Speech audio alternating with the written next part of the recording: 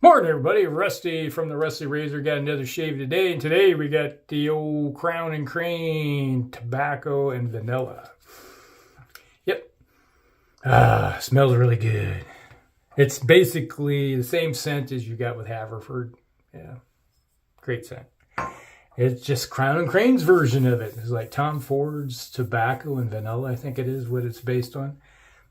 Hey, if the formula works, don't break it, right? Just have your own base is how it's going to work. All right, so we got the first use of the Nacet blades with the Rockwell 6S. All right.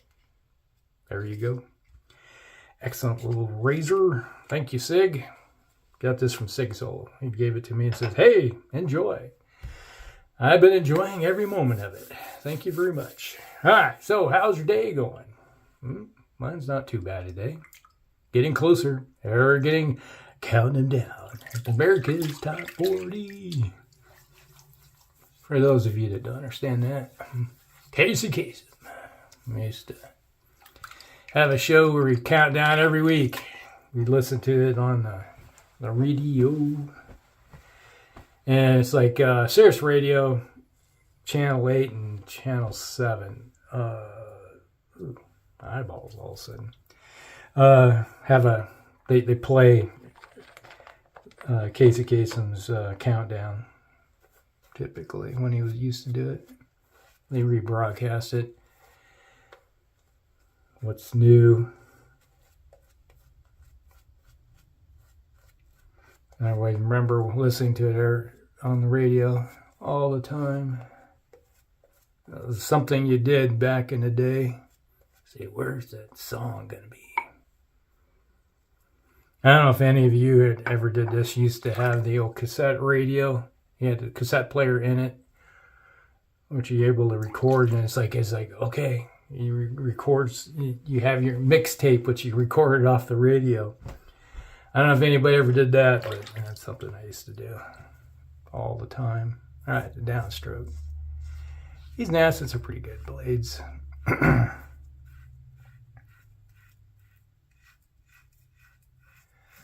Yeah, it's like all the interesting things in life. Yeah, the other day, a friend of mine that grew up with passed away. Same, his birthday would have been, he had his 59th birthday last month. He passed away. Crazy. Yeah, he loved his weed.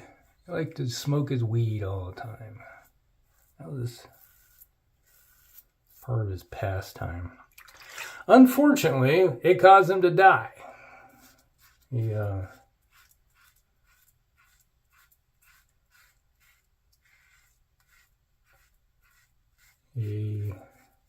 got some that was laced with fentanyl. Went out to checkout counter life, sadly. Second, I lost a cousin to fentanyl too. Very similar circumstances.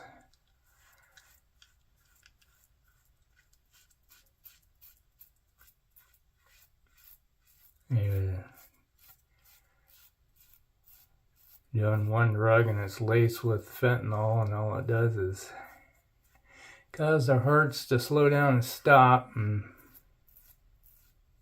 dead.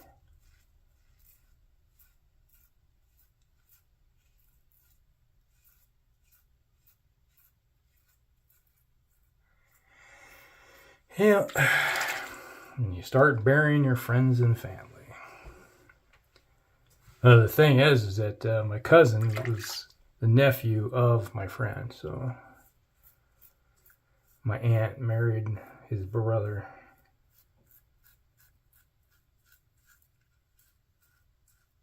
Kind of tragic.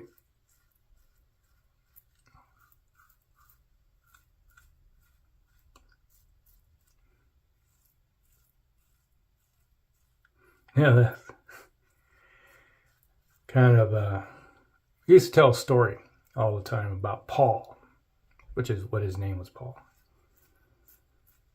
There's a story of Paul and the Beaver. Kind of based on semi-true events. I'll elaborate a little bit, but oh yeah.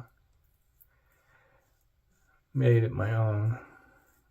Well, yeah, I always told the story, you know, it's like, I used to be a trapper. I used to trap beaver and everything. Pretty good at it. And one day, friend Paul comes over. And he's like, oh, I want a beaver pelt. I'm like, okay. I know where there's plenty of beaver down at the lake. In the creek system down there, you can find all kinds of beaver. He says, yeah, I wanna put a beaver and I wanna stretch it out and tan it and everything. And it's like, okay, all right. Not, you know, it's like, yeah, I've done it many times. He says, well, you know, we can go get one, right? I said, yeah. It's like, well, we can go down there. Like, how you plan on getting it? He's like, well, I got my 22. All right. So we go down, wander down, we walk in the creek beds and everything. And we're working our way towards the lake. And I said, what's your plan if you see one in the lake? Well, I'd probably just swim out and get it. Okay, all right. So we're sneaking along the creek, you know, seeing something, looking for something. It's like, oh, what? We seen something. It's like right on the other bank, right across the way. You see, he's gnawing on that poplar tree, aspen tree. He's, oh yeah, I see it. I'll get him. Like, okay. And he aims and takes a shot and misses. The beaver runs into the water and slaps his tail in the water, like a gunshot going off, which is a warning that there's danger in the area, and all the beaver will go hide.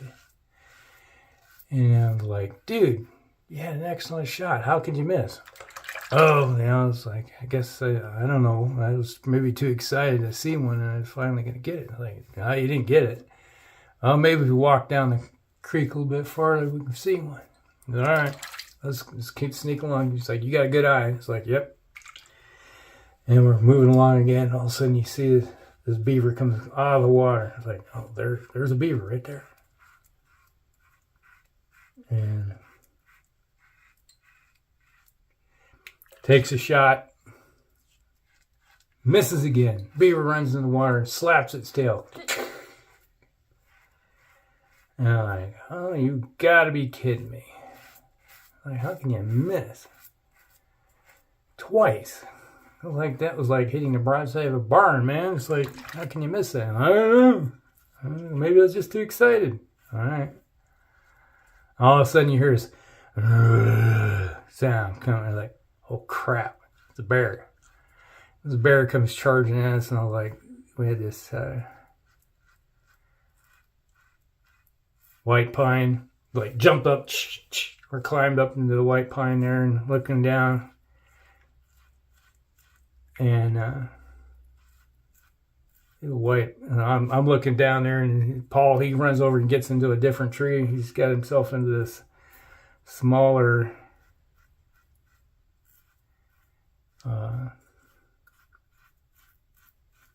aspen-like tree.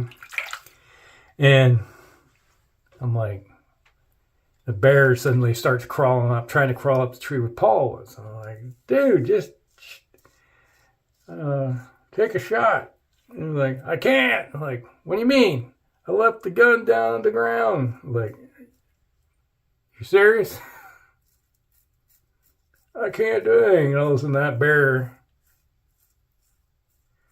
starts trying to concentrate, and he's like hits it in the head a few times with his boot.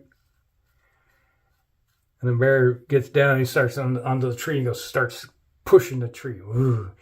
And there's old Paul going, whoa, swinging back and forth. You know, Paul was swinging back and forth. I'm like, oh my gosh.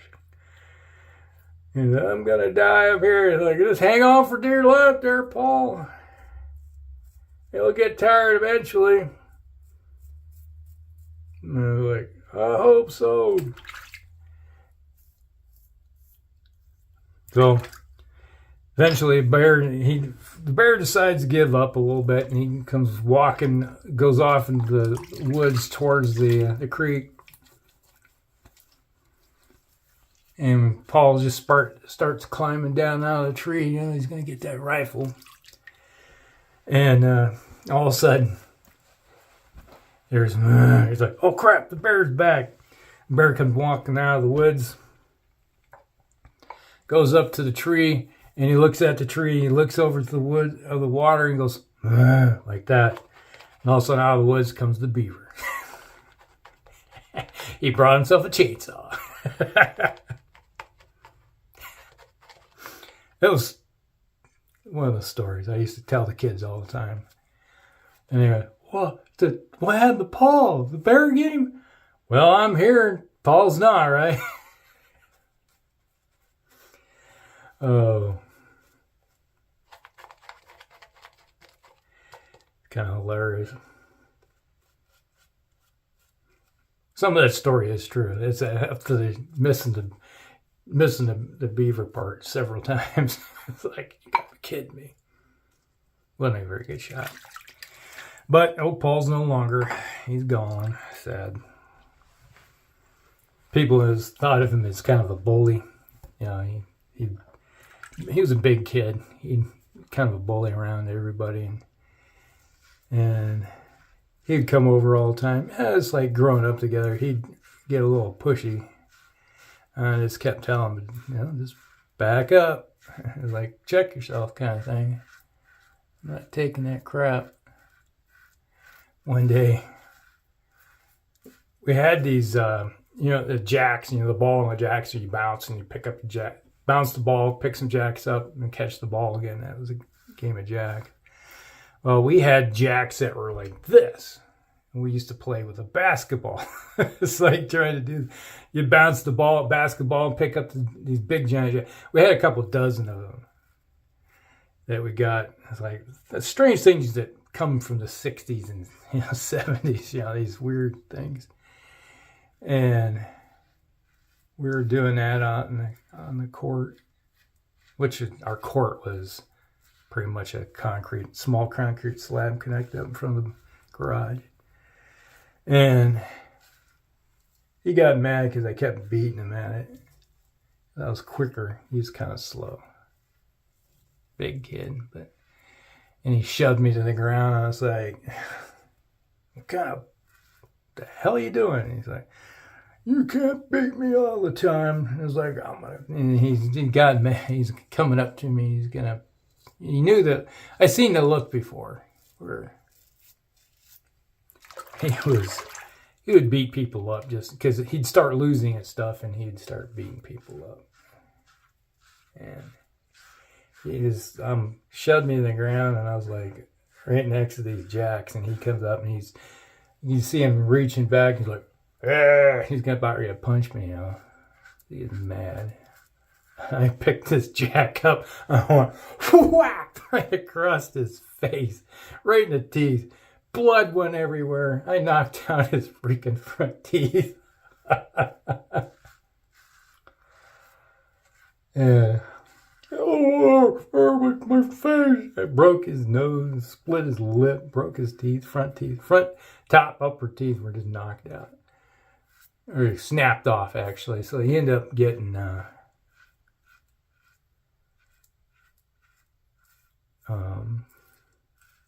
implant-like things. What the hell? I'll fill it. They filled it in. It's like you can still see had teeth, but they were like filling things. But somebody might be able to come up with a word. It's not thinking it at the moment. And there was another time we were in high school. We were playing in gym class. We always played hockey outside, but we were playing floor hockey inside. And every once in a while, the puck would go up underneath the bleachers. And I reached underneath, crawled in it. I was like, reaching with the stick and get the puck out, and I got it. And we always would just randomly just like throw it I threw it and I hit him right in the face with it. He got mad. And I didn't know I hit him in the face with it. And I turned around and all I seen was this fist right here, right in the face. And I'm like, what the hell, you know?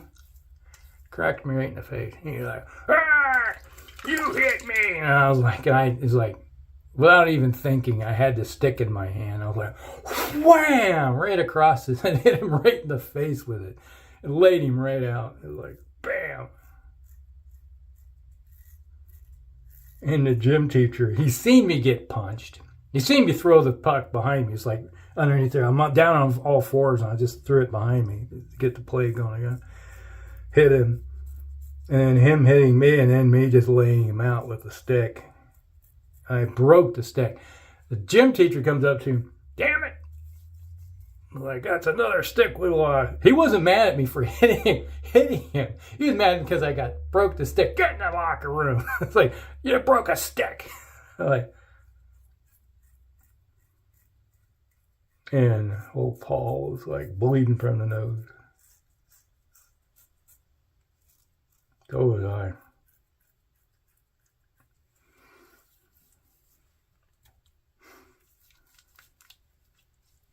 Yeah, it was one of those things where you have with friends like that, who needs enemies, right?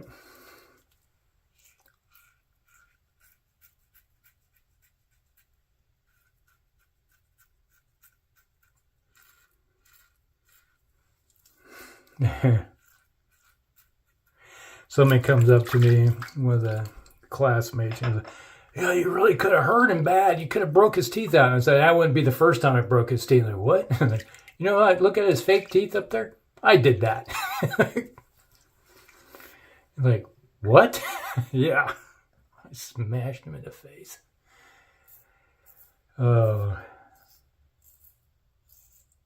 Later in life, my one cousin's, his nephews were all like talking about how Paul was kind of a rude reverend, would push him around all the time. Why don't you just hit him? I was like, well, I was like, you know those front teeth of his, they were like that? And he goes, yeah, I did that because I hit him. It's